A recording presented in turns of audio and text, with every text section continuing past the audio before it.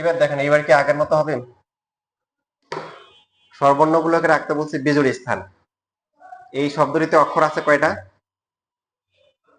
বর্ণ আছে 7টা। যতগুলা বর্ণ থাকবে ততগুলো স্থান থাকবে। তো এর মধ্যে বেজোড় স্থান কয়টা? 4টা। 1, 3, 5, 7। স্বরবর্ণ কয়টা? স্বরবর্ণ কয়টা? কই স্বরবর্ণ 4টা। 1টা, 2টা, 3টা, তাই তো? তাহলে কত হবে? ওই যে তার মানে কি স্থান যা আছে তার চেয়ে কম। সূত্র কি? কথা বলো না। তাহলে হচ্ছে স্বরবর্ণ হবে 4p3। আর ব্যঞ্জন বর্ণ কয়টা আছে? 4টার জন্য স্থান কয়টা আছে?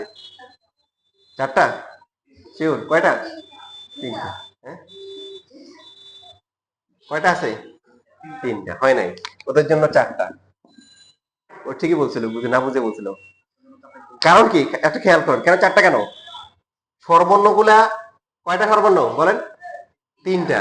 ওরা এই যে এখানে বসলো, এখানে বসলো, এখানে বসলো, এটা ফাঁকা না? ওই জায়গাটা কিন্তু ব্যঞ্জন বর্ণ বসতে পারবে। মানে ব্যঞ্জন বর্ণে কোনো নিষেধাজ্ঞা নাই। স্বরবর্ণকে বসতে হবে। মনে করো স্বরবর্ণ এখানে বসলো, এখানে বসলো, এখানে বসলো, এটা ফাঁকা, তাহলে ওই জায়গায় এসে ব্যঞ্জন বর্ণ বসে যাবে। তাহলে ব্যঞ্জন বর্ণ 4টার জন্য 4টাই জায়গায়, বুঝছি? আচ্ছা, মানে এগুলো ছোট ছোট ম্যাথ, কিন্তু অনেক ট্রিকি ট্রিকি আছে আর কি, ঝামেলা আছে। আরো শিখলে, এই বিন্যাস সমাজে শিখলে অনেক কিছু শেখা যাবে। এত কিছু শেখাবো না, কারণ অ্যাডমিশনও আর দেখা যায় কি বোর্ডের গুলো আছে, কারণ পোলাপান বিন্যাস সমাজের সাথে ভয় পায়। এখানে আমি এই যে দেখলাম বইটা যত কোশ্চেন আসছে সব বোর্ডের কোশ্চেন আসছে।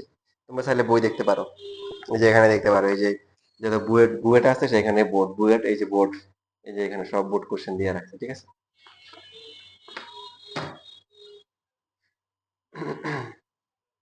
ঠিক আছে, আজকে এটুকুই থাকুক। আর একটু বাকি রয়ে গেছে, এটা হচ্ছে আগামী ক্লাসে দেখাবো।